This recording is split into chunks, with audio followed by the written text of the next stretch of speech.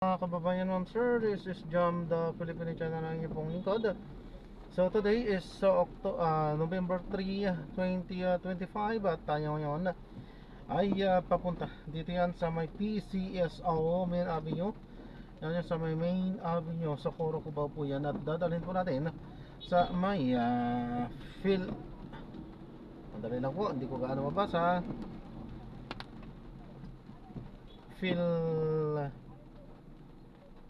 Philflan Corporate Center sa may Post Proper Northside Taguig.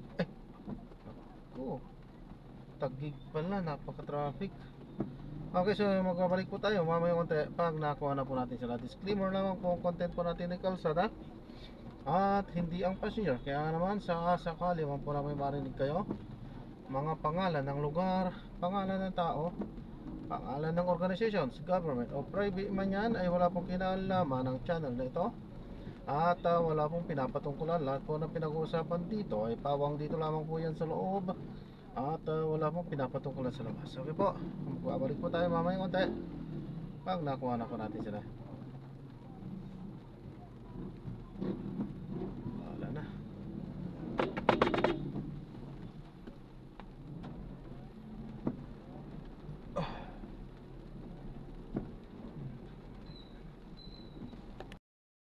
Agad bumuho sa mga kasamahan sa showbiz at mga pribadong kaibigan para makiramay sa pamilya at piyansa.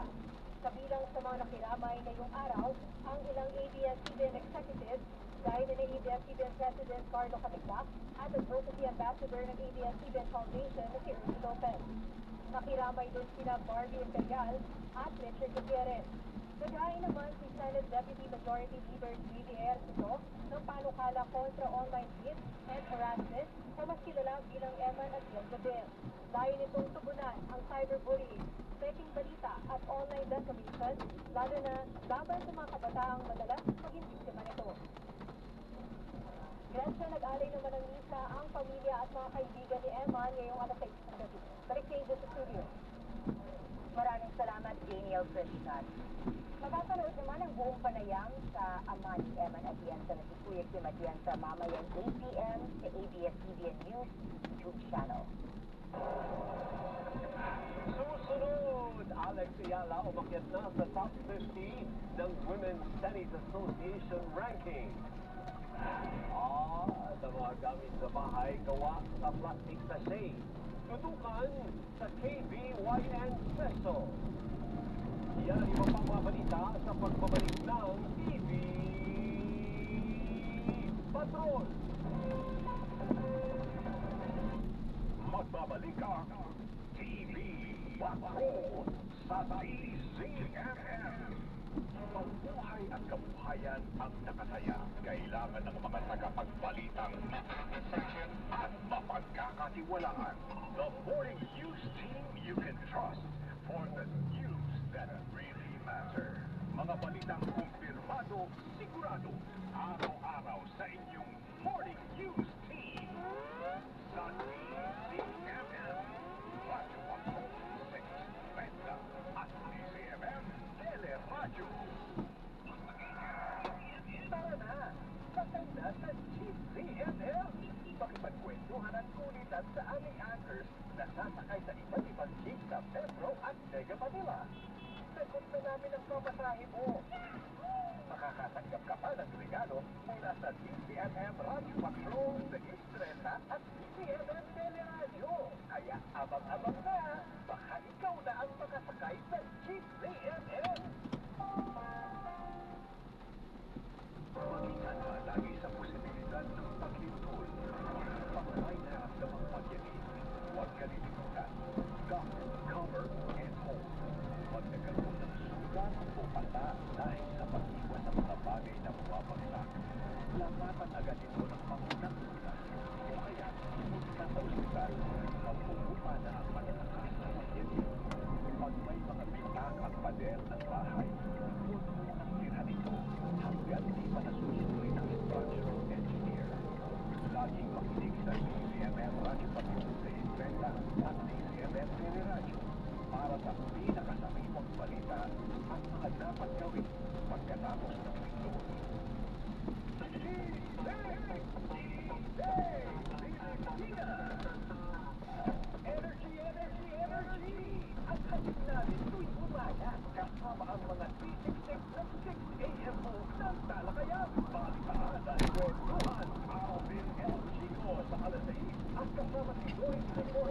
alas 7:30, Lunes hanggang Biyernes, pa-DZMM Radyo Patrol sa Istrela at DZMM Dede Radio. Mga balita, ugat at bahayag, sigurot sa bawat sulok ng bansa. Dito mo mapapakinggan, hatid ng pinagkakatiwalaang mga tagapagbalita. TMI at Brigado sa Headline. Ngayon, Headline. Ngayon, Lunes hanggang Biyernes, alas 12 ng tanghali sa DZMM Radyo Patrol sa Istrela at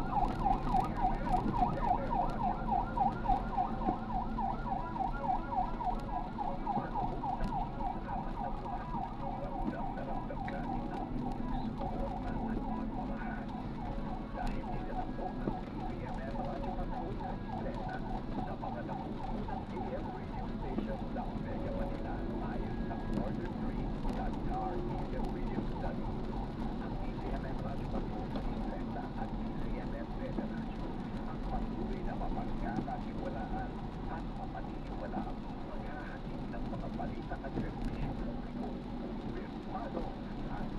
Radio. Maraming salamat po sa kapatid Anak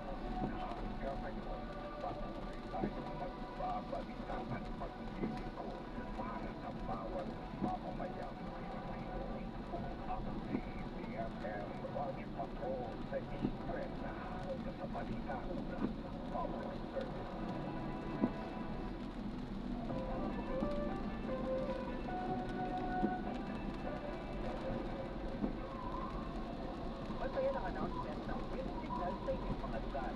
Ayon sa pag-asa, kapag ang bagyo ay nasa kategoryang tropical depression, wind signal number 1 ang pinakamataas na babala. Sa unang visual, matatutun atin sa oras bago maramdaman ang lakas ng hangin na ayon sa naging sitwasyon ng puno ay hirain ang mga palay na malapit ng hangin. Kapag tropical storm na ang bagyo, hanggang wind signal number 2 naman ang babala. May 24 na oras bago maramdaman ang hangin sa magdudulot na makaunting sala sa mga lutong struktura, poste ng kuryente at mga tayo at madaling matalula sa mga palay at balat. Wind signal number 3 naman ang pinakamataas na babala para sa severe tropical storm. 18 oras bago maramdaman ang hagupit ng hangin na magdudulot ng matinding pinsala sa mga bahay na gawa sa light material. Kaya rin itong pagpapain ang matinding sa isang typhoon, aabot na sa wind signal number 4 ang babala. May 12 oras at sinipin bago mapambalot ang hangin na kayang tumugtap at tumira ng bubong, makapagpatumba ng mga bahay, poste ng kuryente at malalaking puno. Hanggang 10 metrong storm surge speed ang kayang palinhan. At kapag umabot na sa super typhoon ng bagyo, wind signal number 5 ang pinakamataas na babala. Maligtas sa kaligtasan ang malulungyong hagupit ng hangin na kayang matangin ang mga kabahayan, pananim, malalaking puno at iba pang mga struktura. Hindi 3 metrong storm surge ang pwedeng malikha at may katagalan bago babalik ang supply ng kuryente at tubig, yan ang komunikasyon at transportasyon dahil sa matinding epekto ng bagyo. Lahat tayo, biglas dapat kaya naman tumuto sa DZMM Radyo Patrol sa Istrela at sa DZMM Dede Radio para sa isang update ng sitwasyon sa inyong lugar. May tubig, may paglilingkod, may kakabika sa bawat laban ng buhay ang DZMM Update. Big time na naman ang dagdag presyo sa petrol bukas, lalo na sa diesel. Inanunsyo naman ang Department of Transportation na didesisyonan na sa Nobyembre 20 ang hirit na dagdag pasahe ng mga jeepney operators. Marami na ang nagpakarkala yung business matapos i-anuncio ang malaking dagdag presyo sa petrol bukas. 2 pesos sa 70 centavos kada litro ang sa diesel, 1.70 sa gasolina at 2 piso at 10 centimo sa kerosene. Kaya nagpapultang madalas ko kami tayo mag-asawa. Pag pumasok mas masakit ang tama sa mga super gaya ni Apoyan dahil diesel ang kinakarga nila araw-araw. Pero siya mismo, hindi pabor na itaas ang pasahe. Kung pwede itaas, mas lalo naghihirap ang mga kababayan natin. Walang trabaho eh. Oo, wala ka patingin. Matagal-tagal nang nakatenga ang tirik na dagdag pasahe ng mga jeepney operator mula sa kasalukuyang 13, gusto nila maging 15 pesos ang minimum na pasahe sa traditional jeep. Ang mga lider ng grupo, umaapi lang kahit piso na lang. Ang idagdag sa pasahe, pampawi man lang sa mahal ng diesel. Iniutos na ni Transportation Secretary Giovanni Lopez sa Land Transportation Franchising and Regulatory Board na maglabas ng desisyon sa hirit na dagdag pasahe. Sinabihan ko rin si Chairman Sigorpo na not later than November 20, dapat meron na tayong kahit na rekomendasyon paakyat dito sa DOTR kung ano na yung nangyari sa ating fair acquisition. Minamadali na rin po ng LTFRB po yan. Sa loob lang ng 2 linggo, halos 5 piso kagad ang itaas sa presyo ng diesel. Kulang-kulang 3 piso naman sa gasolina. Pero mula umpisa ng taon, lalo pang lumobo ang net increase sa petrolyo. Mahigit 21 pesos na sa diesel at nagpas 18 pesos naman sa gasolina. Kaya ang grupong bayan muna nagprotesta sa harap ng gasolinahan ito sa Commonwealth Quezon City. Tayo po mga consumer ang nakaka-apektuhan dahil pag tumaas pong pamasahe, mahihirapan din po tayo, lalo-lalo na po sa maliliit na mamamayan na sa parapot lang po ang sinusweldo. Ang pangamba pa rin magkukulang ang supply ng langis sa buong mundo dahil sa panibagong sanctions sa mga Russian oil company ang pamunahing dahilan ng pagsipa ng presyo sa world market. Pero nagpasa na ang OPEC+ na muling lakihan ang pituloy ng langis na Disyembre na huwag magpakita ng presyo.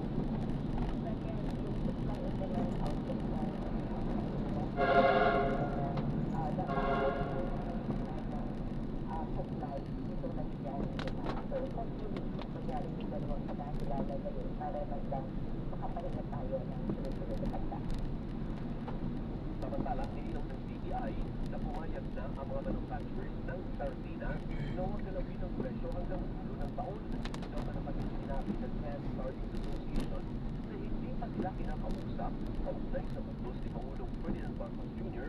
na huwag payagan ang mga dagdag presyo hanggang December 31. They have also assured us that there will be no price increase until the end of the year. Also sa Miguel and all others, even for the pandesal, even for the daily bread, walang po price increase. Iaanunsyo rin ni Roque sa Biyernes ang price guide sa Dolce Gabbana products na layong gabayan ang mga consumer sa iyahan ng budget para sa handaan ngayong Pasko. May ipinadala ng order para maghain ng counter affidavit sa pinaniniwalaang uling address ni dating Apostolic Representative Dante Co. Pero hindi ito tinanggap ng taong dinatnan sa nasabing address. Ayon kay Assistant Ombudsman Nico Pulavano, dinala ang order noong nakaraang linggo bilang bahagi ng due process para kay Co. Susigaan niya ang security agency na nakatalaga sa address ang tumanggi sa pagtanggap sa order. Sabi po ni Pulavano, dahil dito ay posibleng ituloy ng wait na ang karapatan ni Co na magpresenta ng depensa. Pero kung pwede pa naman siyang maghain ng kontra sa laysay mula sa Bayang Dagat sa isang embahada ng Pilipinas. Ibinagamit ito umano'y maanumalyang flood control project sa Oriental Mindoro. Dagdag po ni Pulavano, may informasyon na sila kung nasaan ito, pero posible nagpapalipat-lipat siya ng lugar. Hindi po kasi in-accept ang order to file a counter affidavit. This is the opportunity of the respondent to use his defenses. We consider a person in default, meaning po, kumbaga, na-waive po yung karapatan niya na mag-file ng counter affidavit. He waives his right to present the defenses that would have been able to kung nag-file siya ng isang counter affidavit. Ibinanggit po ng Independent Commission for Infrastructure o ICI na parehas lang ang trabaho ng ICI sa mandato ng Office of the Ombudsman. Ayon si ICI Executive Director, Attorney Brian Mosaka, nagtutulungan ng dalawang ahensya sa investigasyon sa mga maanumalyang flood control project. Anya, iginagalang din ng ICI ang karapatan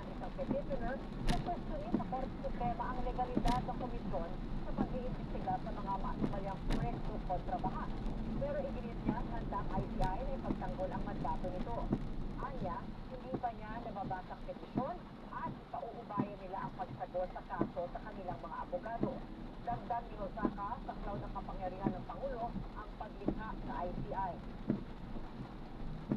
That's the right of any individual, any Filipino to go to the court, go to the Supreme Court, para ma-question any law or any executive issuance for that matter.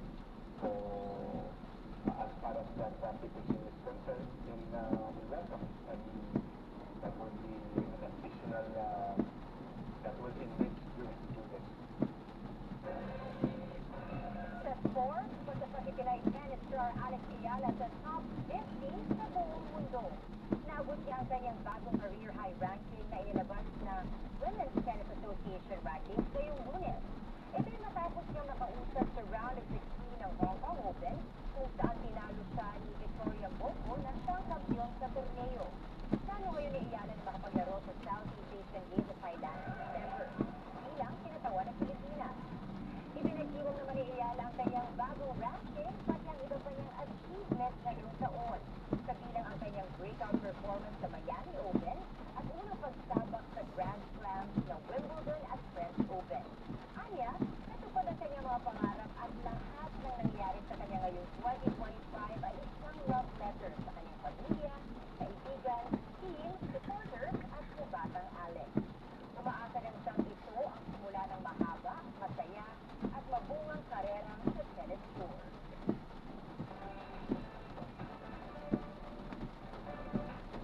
Mainit sa sinalubong ng mga Pinoy at iba pang taga-suporta si Miss Universe Philippines Elisa Manalo pagdating niya sa Bangkok, Thailand.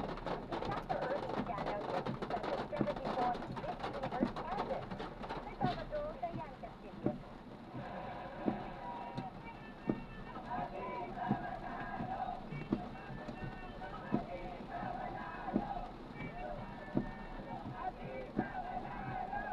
Mainit ang sendok ng fans sa Miss Universe Philippines 2025 at Lisa Manalo sa Naiya Terminal 1 bago lumipad patungong Thailand para sa Miss Universe 2025. It's heartwarming to see everyone wake up so early to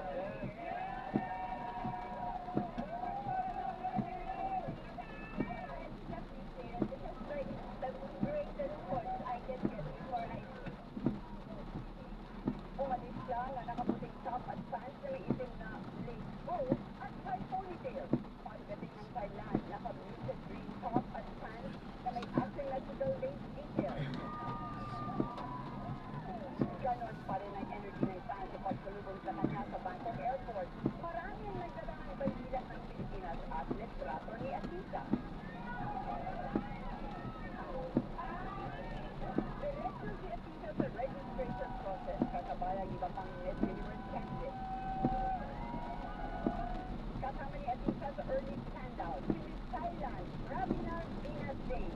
Sa ikalawang araw ng PNRGC sa Thailand, muling humama ang fan sa kanyang black dress o OTD habang nakalugay ang buhok at may suot na gold bracelet. Gagawin ang coronation night ng Miss Universe 2025 sa November 21, 2025. Mapapanood ito alas 9 ng umaga sa ABS-CBN platform. Kabilang ang Kapamilya Channel, A2Z, Metro Channel at I1. Diane Castillo, ABS-CBN. Huwag itapon ang mga pinagamitang sachet ng inyong mga shampoo at sabon, pati na rin po ang mga balot ng tingin-tingin pagkain na bili sa tindahan dahil ang lahat ng yan ay pwedeng i-recycle, pwedeng gawing upuan at iba pang gamit sa bahay. Alamin ang proseso sa KBYN Special.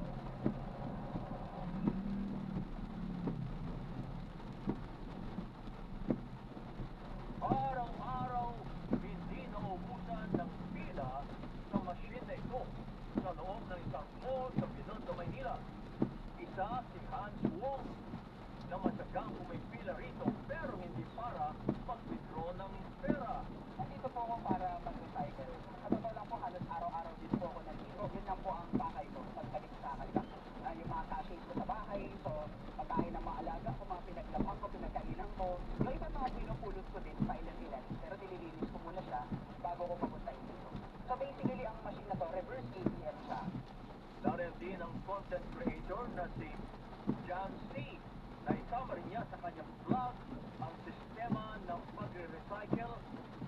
ng naturang makina.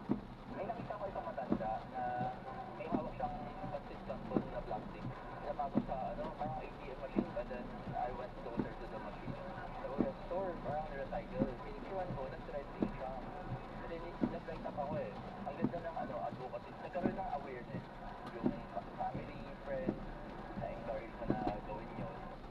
Ayon sa gumawa ng makina, misyon nila na pangalagaan ang kalikasan. At tayo pa rin sa kanila, nagsisimula ito sa recycling. 30 plus years ago, we are a retail marketing services company. Doon kami nag-reflect.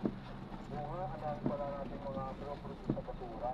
Paano kaya natin mga tutulungan ang bansa natin? Dahil nalulunod na tayo sa plastic na problema.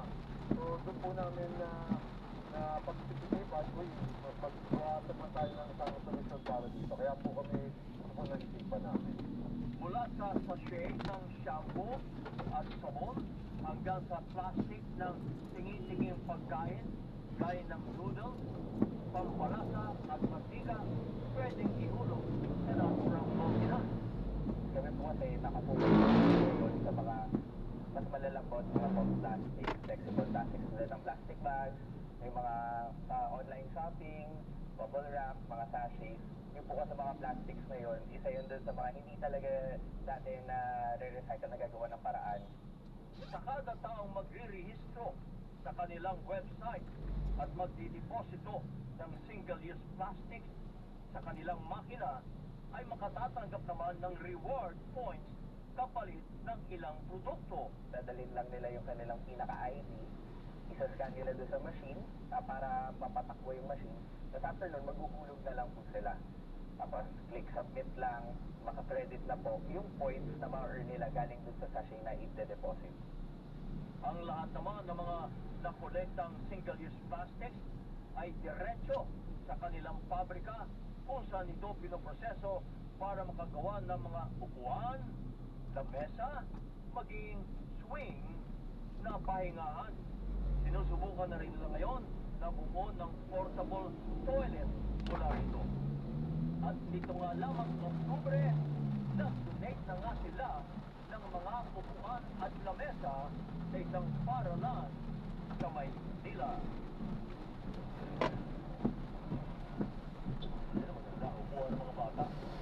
Abangan po natin kung ano pa ang idadagdag nila mga gamit na gawa sa single-use plastic. At pangkilikin po natin mga uri ng inisyatibo upang kahit pa paano makatulong tayo mabuwasan ng problema natin sa basura, especially ang plastic. Oo, at sasabihin mo, di ba, yung lumabas sa pag-aaral. Isa tayo. Oo, isa tayo sa pinag-nasusunod. Oo, Ang Pilipinas, dami plastic. ang isa sa top plastic polluter in the world. Marami tayong kasi. Oo. Lahat kasi. Yeah. Hindi tapos hindi tayo marunong mag-recycle systematically. Like yan, mali, napakaganda, pero dapat institution na lang. Gobyerno, Dami naman natin. Oo, private. Oo. Kikita ko ba na eh, nagbuhulog lang ng plastic. Meron kang parang pag marami ka nang nagawa dahil nahihulog ng mga plastic sa ferry, meron kang ibibigay sa produkto naman. Walang pera. Wala. Ang line nito ay para sa kalikasan, ginagawa may-ari. Kalikasan. Medyo parang, alam mo na, yung sinasabi nga ninyo, na tayo isa sa mga pollutants ng plastic. Kung lahat po ng tao yung magtulong dito, hindi mapabuwag ng plastic. And warning ang plastic hindi biodegradable. Hindi na degrade o hindi natutunaw yun. Pero maganda yung plastic, yung tibo lang. Bumili ka sample, binigyan ng sample. Diba? Kasi, once we institutionalize it kasi, kung gustuin ng gobyerno, lahat ng kontrata ng shares at tables sa public schools, dapat galing sa recycle. Pero gano'n, you'll have more. Pero ang pinakagusto mo, huwag kang gagamit hanggang maaari. Kasi hanggang ilan pa ang makiba? So dapat LGU na yan. Ang LGU mas matigil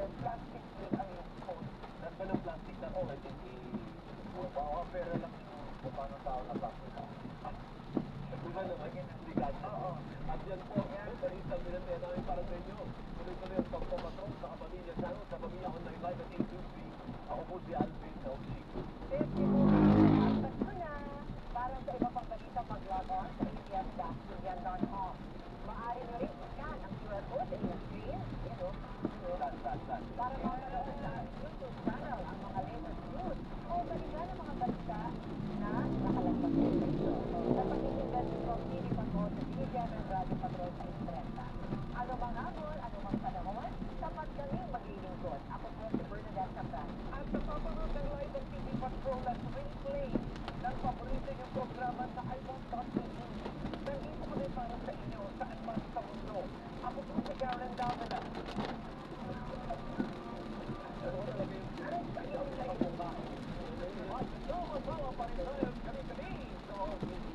Ako naman po ang inyong kabayan si Tony Castro sa pangalan po ng ABS-CBN in the service of the Philippines. Maraming pong salamat at magandang gabi. Bye all.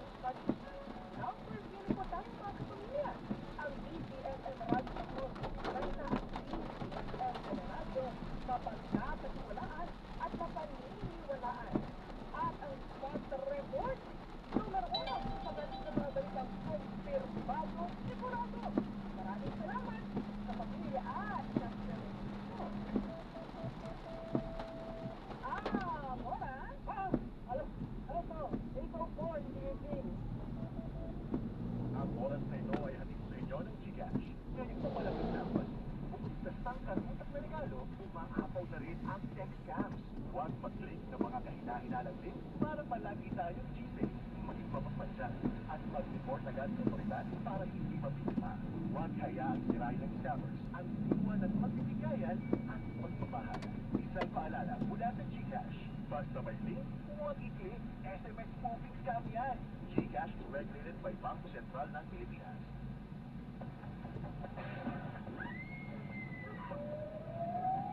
Sa bawat kaso, mahalaga ang mga ebidensya.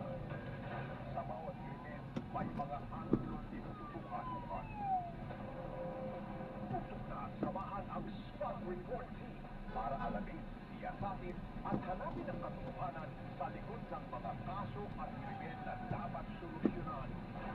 Hatid nila Jessica Paras at Pauline Patietos. Walang panalampasing detalye ang nakatala sa Spot Report.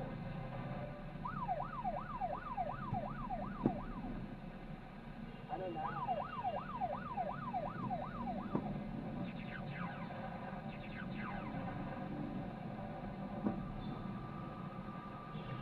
Report! Report sa CNN. Maulang unang Lunes po ng buwan ng Nobyembre taong 2025, November 3, 2025. Papasalit po si Martin Padierno. Hello, happy Monday. Sana po yung Ako po si Michael. Bago report na po ba? Kasama niyo kayo para alas 8 ng gabi hanggang alas 9 ng gabi. Salamat po sa DBN ng Radyo Patrol sa Estrella at DBNM Teleradyo. Partner, maraming inuulan ngayon. Dahil nga sa bagyong Tino. Buong araw umuulan lalo na doon sa mga lugar na apektado ng bagyo. At dahil nga po sa bagyo, may mga nagsansila na doon na kanilang mga kalansin bukas. Wala agad sa Aklan, sa Malan o Level 4 Public and Private, ang nagkurado nilang bukas. Sa New Washington o Level 10 Public and Private, ang kansilado, ganyan rin sa Balete, sa Ibahay, sa Libertad, at sa face-to-face classes o levels, sa Public and Private.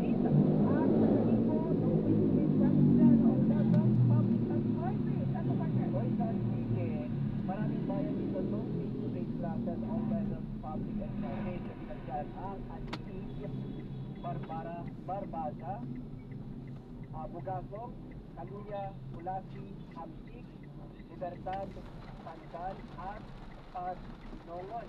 Sa San Jose de Peravista naman, no face-to-face din all levels public and private. Ganun din po sa Sibadog, Sibiyaw, Sobiang Cordier, at Valderrama. No face-to-face class din sa lahat ng atas at sa public at private sa Roman sa Copy at sa Dumaraw sa Kapit Paniyan. Sa Ibiza naman, all levels public at private, walang klase. Sa Kamindan, all levels public at private, wala rin klase. Sa Maayon, ang Bristol City High School, public at private, wala rin po kayong pasok ha. Sa Balitan, all levels din, ang public at private, walang pasok. Ngayon rin sa Ponte Vedra. Public at private. Wala rin po pasok all levels public and private sa Balasan, Iloilo. Ganun din po sa bayan ng Batad, sa Carl, sa Concepcion, sa Sansa, Leon, Poton, Pavia, Potosan, San Dionisio, Sara, at Iloilo City dyan po sa lalawigan ng Iloilo.